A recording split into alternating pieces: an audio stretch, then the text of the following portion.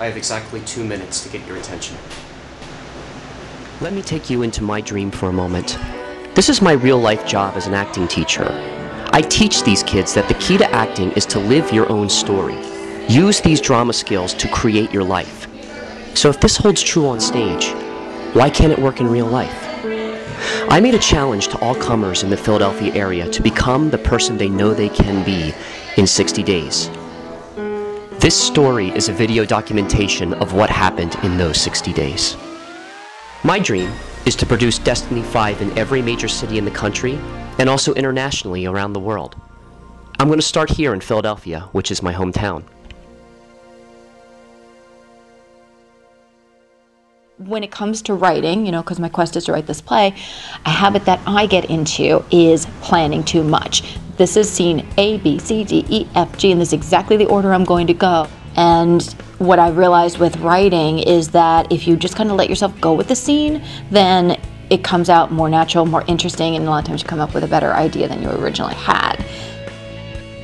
My tagline for my business, Scripting for Success, is getting your dreams out of the drawer.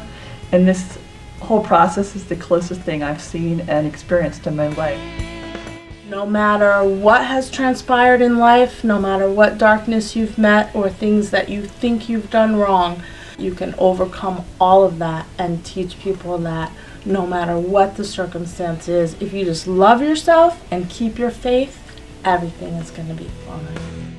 I'm very afraid of getting in front of the camera, so I just did it before I thought about it too much. Terrified of losing what I'm going to say. The words are just going to disappear. And I have this thing where, when you're a little kid and you're getting all this attention and it feels really good, but it's excruciating. It's just like excruciating. You want it to stop, but you love it. Come to like a simplicity with getting rid of things I don't need anymore and just shedding that off and just feel like I have more space to breathe.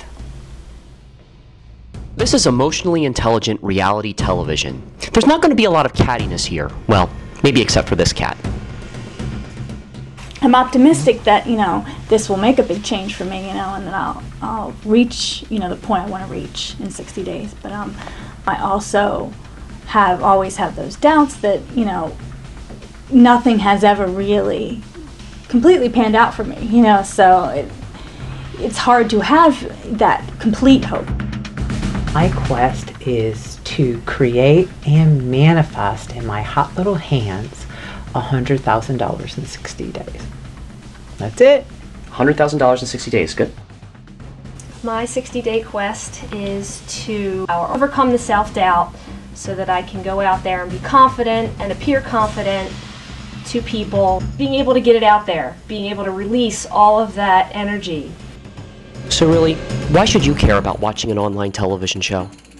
Well, what if there were a way you could write your destiny as if writing a television script? For me, I'm through pretending to be a producer. I'm through hoping that someday I will be a producer. No, I'm just going to go out and be a producer.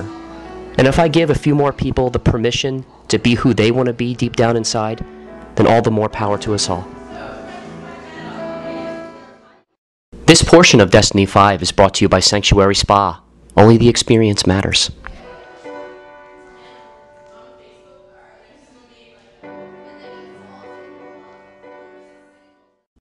Hello, my name is Mike, and I'm the creator of Destiny 5, which is the reality television program you are watching. And, wow, I'm having trouble knowing where to begin right now. Well, I do know that in the beginning, you're supposed to know who the story is about, what they want, and why they want it. I need to go back in time for a moment. Wow, I think the reason that I'm stumbling over my words right now is because I want to tell you what this show is about, but I'm afraid to. I want this show to change the world, but I've been taught that that is not realistic. Oh, right there, freeze it. That's the moment. Okay, I want to freeze it here because I do have a confession to make. I have no idea what the hell I'm doing. I don't know how to change the world, and I barely know how to make a television production. But I do know that within the first 2 minutes of a program, you have to give the viewer a reason to watch. And I believe the reason is that I know how to make anything happen in your life within 60 days through 9 steps. So I am a character in this story, but I'm a very flawed character because even in this opening sequence, I want to talk too much. I want to teach too much. I want to delve into metaphysics and esoteric type of content. But then I realize, no, that's why I'm telling this story through video. I don't have to teach. I want to show you this story. Part of this story is seeing your flaws and acknowledging they're there and doing the best you can in spite of the flaws. Our story begins here. This is Old City, Philadelphia. This clip is of a fountain in Washington Square. It was one of the first communities established in the Philadelphia area. I couldn't help but feel a sense of serendipity knowing that this television show was starting in the city of Philadelphia, and in a way our country also started here in Philadelphia. My vision was that for every moment in this story, we would visit a historical Philadelphia landmark. For instance, when we were beginning the journey, we would start at Independence Hall, where it all began. When we were facing our dark night of the soul, we might find a haunted graveyard or something like that. When we were reaching our climax, when we were seizing our moment of destiny, we would run up the Philadelphia Museum steps. I was compelled to film here at this mini golf course that featured all the Philadelphia icons, because it was kind of like we were models in the making. I mean, creating a dream and then committing to it was kind of like making a sketch and building a model for it. When we emotionally commit to it, we kind of put animation to that sketch. And then, when it really comes into being, we experience that in real life, and it comes in 3 dimensions. We can touch it, we can smell it, we can feel it, and we can experience it completely in this world. But there I go again, acting like a lecturer. So let me get back to the story. Somewhere between pages 7 and 10, we have to introduce a conflict. Here in episode 1, this is the story about how I came across my cast, and that didn't happen easily. In fact, the story I wanted to tell wasn't the story it seemed life wanted me to tell, and it was a difficult journey. I waited alone in that parking lot, waiting for 15 people who expressed interest in this project who never showed up. It was really starting to dampen my spirits. About a month prior, I had released this short film, which kind of served as an infomercial about what the Destiny 5 project was all about. I was looking for about 10 to 20 people to tell the story of how to create anything you wanted in your life.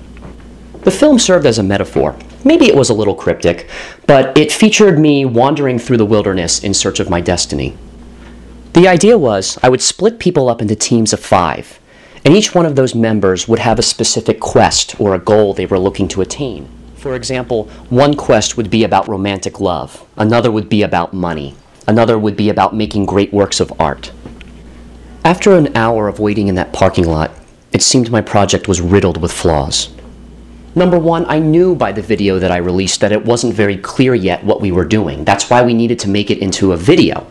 All people knew was it had something to do with drama exercises and taking a 60-day quest, but beyond that, people had no idea what this was all about. Number two, it was beginning to look like I didn't have any friends or any people skills, because I had sent an email out to all of the people I've done theater projects with, and a lot of them expressed interest, but when it came time to show up for the audition and the interview and the screen test, there was nobody there, and I kept thinking, wow, what's wrong with me? Number three, in my video, I tried to be very honest about my limitations. All I had was a portable handycam, a digital voice recorder, and a simple editing system on my laptop. Heck, I didn't even have lighting equipment. But I felt my audience would forgive me as long as I told a compelling story about very compelling people.